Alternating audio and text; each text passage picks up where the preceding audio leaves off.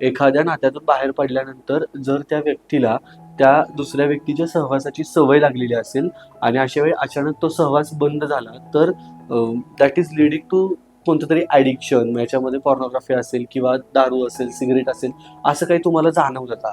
Alcohol smoking हे तर इतकं कॉमन झालेलं आहे की ते आता व्यसनही म्हणायचं का नाही असा प्रश्न कबीर पडत. सिंगने ते ग्लोबलाइजच केलंय की correct, this is normal. Right. Yes. पण मी बघितलं, माझा एक खूप जवळचा मित्र होता आणि त्याचं ब्रेकअप झालेलं, तर तो त्याच्या आधी स्मोक करत नव्हता आणि त्यानंतर तो लिटरली चेन स्मोकर म्हणून या लेवलला गेलेला.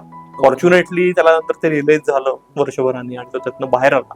पण जर तो त्याचा आला नसता तर माहित नाही, आता आज या गोष्टीला 15-20 वर्ष झाली आहेत, पण ती फेज खूप क्रुशल असते आणि त्यातनं सावरणं आणि तेव्हा स्वतःला सावरायचं असतं. दरवेळेला कोणी मित्र येतील, घरचे येतील मदतीला असं नसतं.